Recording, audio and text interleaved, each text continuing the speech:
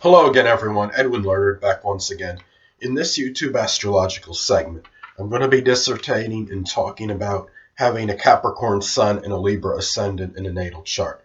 Now, having this combination, obviously these signs are in conflict. They're adversarial by sign. I mean, as far as the aspect by sign, they are Capricorn Sun. Capricorn is, of course, introverted. It's a feminine sign. It's reserved.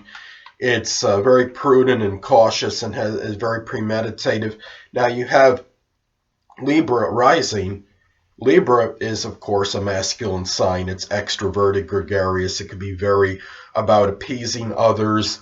It's very sociable, charming, and very amiable and congenial. So you have something where they are strongly different as far as their personalities go. The person will often show that Libra side to them, that charming, diplomatic, tactful side to others, and will not readily show the Capricorn Sun energy, but perhaps in private or when they get used to that person or those people, when they feel comfortable with them, then of course the Capricorn, the more reserved, that prudent, that cautious, that energy might come out stronger at that point in time.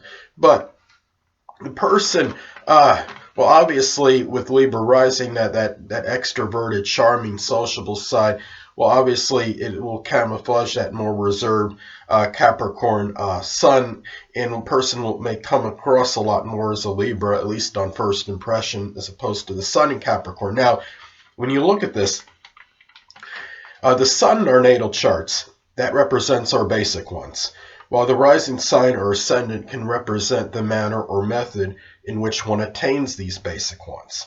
So, for Capricorn Sun, the basic ones can be connected with career, authority, responsibility, success, being productive, attaining ambitions, and things that are business related.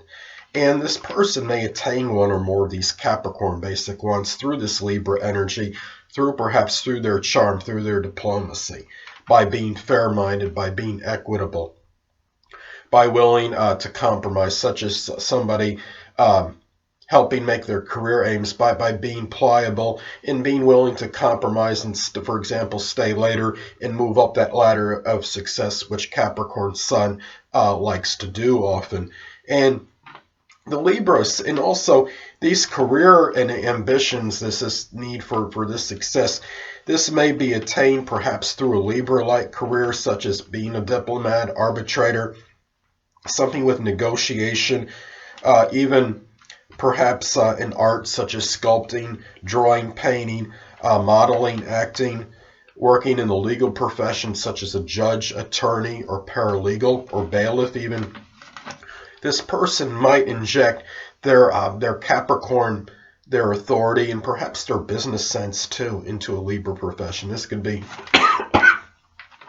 excuse me, people. As you can see, I got a terrible cold right now.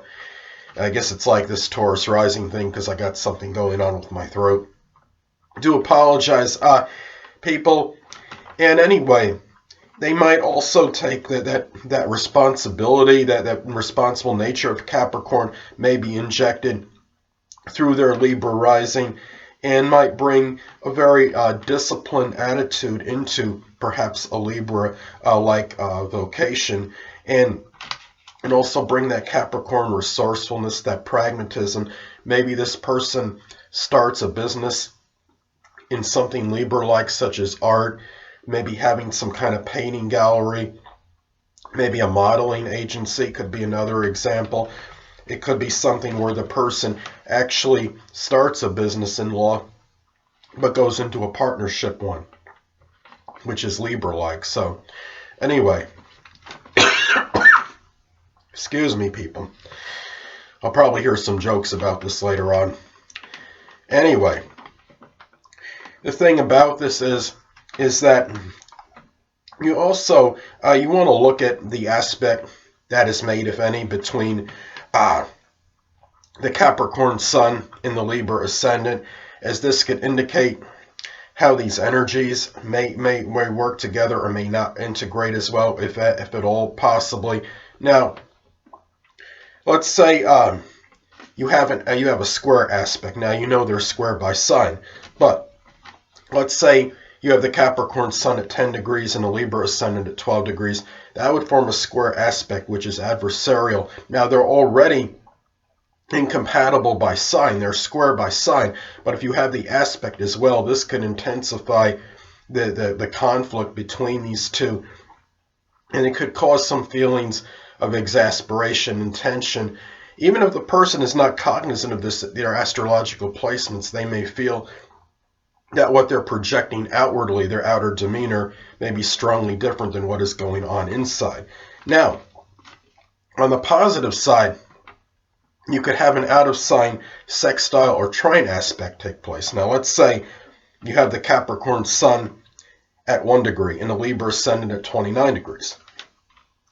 Well, the aspect would be positive and auspicious. You would still have the signs incompatible by sign, but they might have a little bit more harmony because they are making a positive aspect and might be able to deal with that energy conflict a little bit better because of this. Now, the same thing could happen if you have an out-of-sign trine aspect. Let's say the Capricorn Sun is at 28 degrees and you have a Libra Ascendant at 1 degree. Well, that would be positive and auspicious as well.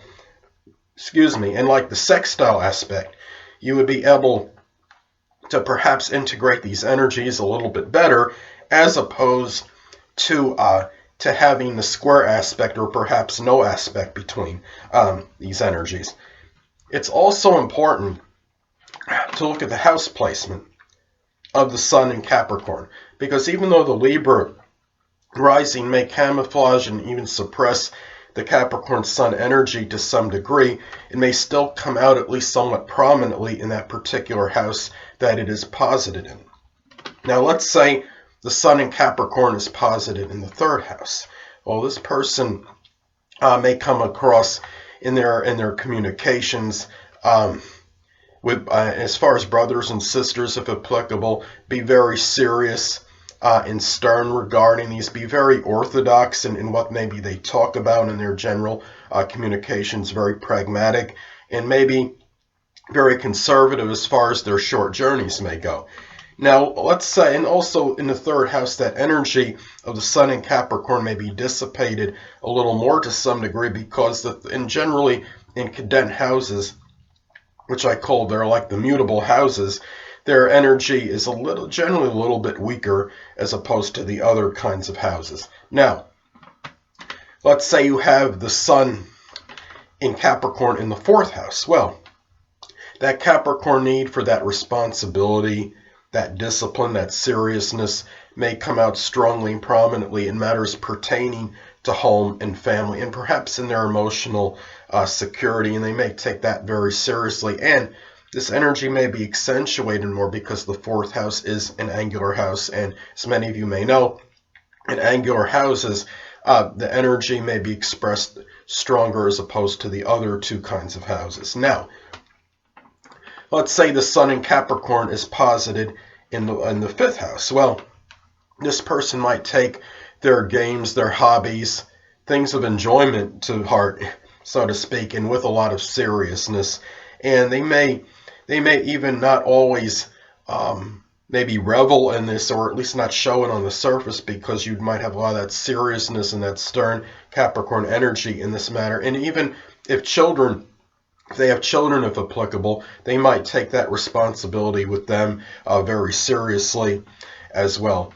And anyway, people, that'll conclude this YouTube astrological segment for having the Sun in Capricorn and a Libra Ascendant in the natal chart. Stay tuned next time, where I'll be dissertating and talking about having a Capricorn Sun and a Scorpio Ascendant in the natal chart.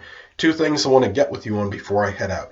Firstly, the stars may impel but do not compel. And secondly, never isolate any single astrological element, aspect, planetary placement, position, configuration, influence, or what have you, and make an analysis of a person, astrologically speaking, based on this alone, because astrologically speaking, the person is the sum of all their components in their natal chart, and not just one.